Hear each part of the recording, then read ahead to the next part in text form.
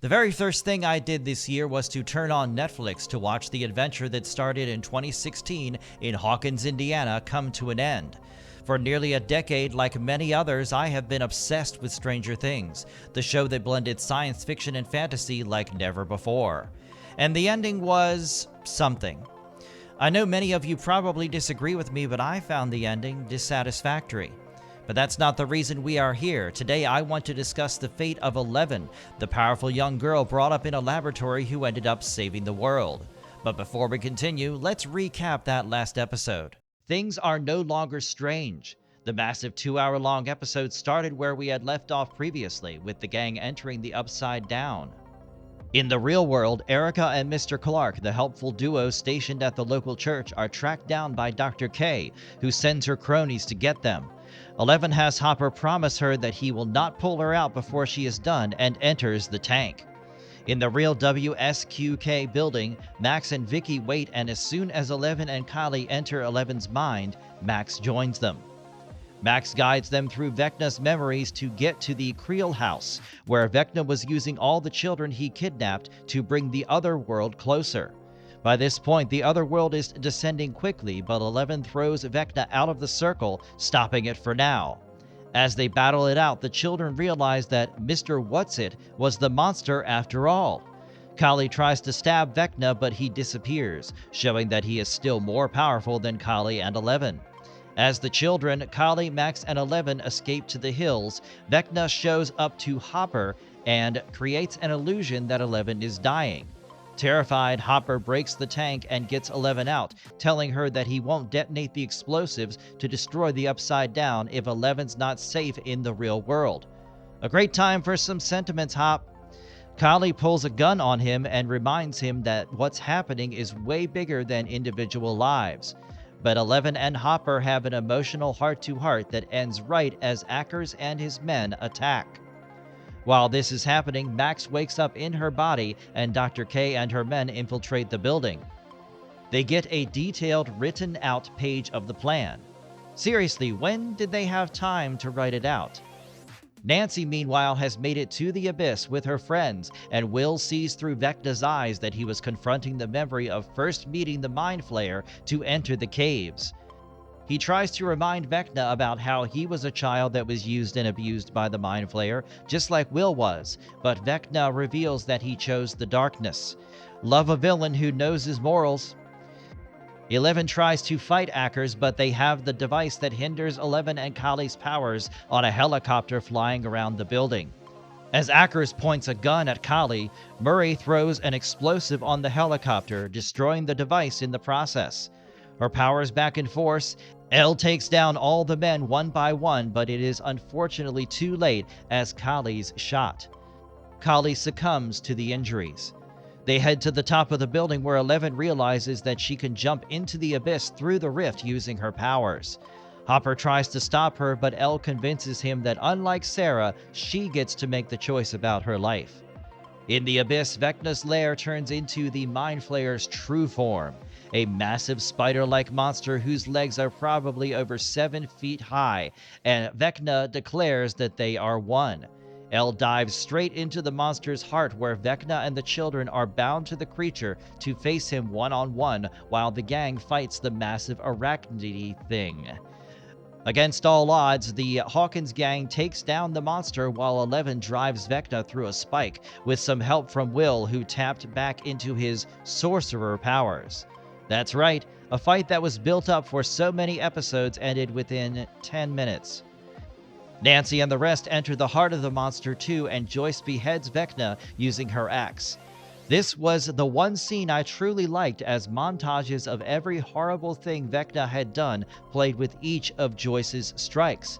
It felt like poetic justice. Murray turns on the explosives and they all drive out, where Dr. K is waiting with the device that immobilizes Eleven and a lot of armed men. They pull them out one by one and line them up. As Mike wonders where Elle went, he sees her at the entrance of the Upside Down. Inside her mind, she wishes goodbye to Mike and shares one last kiss. As the Upside Down is destroyed, she disappears with it. A year and a half later, life is pretty much back to normal in Hawkins. Dustin, Lucas, Will, Max, and Mike graduate with Dustin as the valedictorian. Steve takes a job as a coach in the local school while Jonathan's studying films at NYU.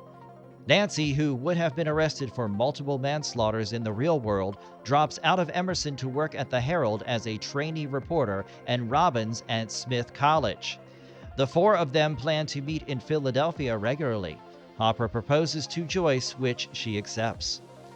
Will, Mike, Max, and Lucas have one more D&D campaign where their futures are revealed in the form of Mike's story. Lucas and Max continue to have a strong relationship. Will finds love and acceptance. Dustin studies hard but finds some time for adventures with Steve, and Mike goes on to become a writer inspired by the stories of his friends. Mike adds that he also believes Eleven wanted to escape Dr. K so badly that she did not confide in her friends. Kali, having a change of heart from hearing Hopper's love for Elle, had cast one last illusion to trick everyone into believing Eleven was dead, while in reality Elle had escaped through a different entrance to some picturesque location to finally live life the way she wanted to. He points out that Elle could not have talked to Mike in her mind as the power inhibitor devices were turned on. Max asks whether it's true, and Mike simply replies that he believes it to be. As they all leave the basement, Holly and her friends rush in to begin a campaign of their own. So, is Eleven alive? Phew, that took my breath out. Coming to the question that is in everyone's mind right now, is Eleven alive? I can see both sides of the argument, so let's start with why yes might be a good answer. Mike observed that the devices that inhibited Elle's powers were all around, so if she was not in the Upside Down, she would be writhing in pain, like she did at the Hawkins lab. Many people have also pointed out that Kali might have faked her own death as well in front of Hopper to make sure he too remained oblivious of their plan. Kali is powerful enough to create illusions from far away, like in the previous episode when she broke out. They were so far away from where she was tied up by Dr. K that Hopper was sure they would never catch up. That ties up pretty well, and Eleven gets to have a life all of her own without worrying about jeopardizing her friend's safety. And now, the facts. Yes might be a good answer, but according to me, it is not the right answer. There are way too many things that show that Eleven is actually dead. Let's start with Kali. One of the key problems of her illusions is that it cannot be touched. Remember the butterfly from the first time Elle met Kali? She showed her a butterfly that disappeared as soon as Elle touched it. Her illusions are convincing, but fall apart when someone touches them. So if she was not really shot and was faking her death, Elle and Hopper grabbing her would have disrupted the illusion. If she had not faked her death and was just pretending to be dead, she needed to stay alive with a lot of bleeding for a really long time. We already know that the weaker they are, the weaker their powers are. So there is no way in hell Kali had managed to help Eleven escape by shielding her from the military men and then also cast a perfect Eleven replica. There is also the case of the devices.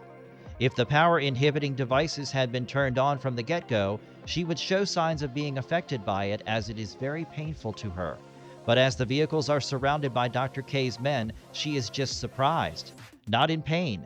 Many have even argued that Eleven never got on the truck and was an illusion in the final segment, but that theory falls apart when you remember Mike and Eleven were holding each other's arms throughout the drive back. She can also be seen being pulled down from the vehicle by one of the men.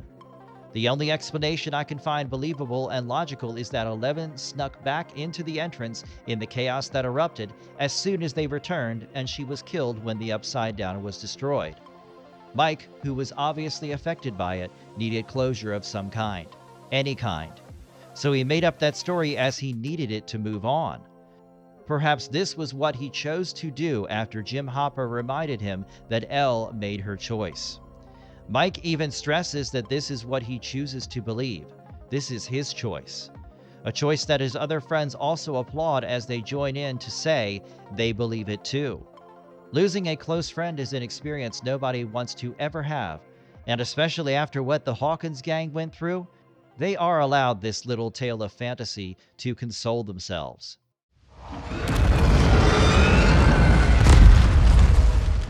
The marvelous verdict. You heard my opinion that 11 is dead. Now it's your turn to share, and the comments section is all open. The finale was such a disappointment, though. I could not get my hand around all the plot and logical inconsistencies.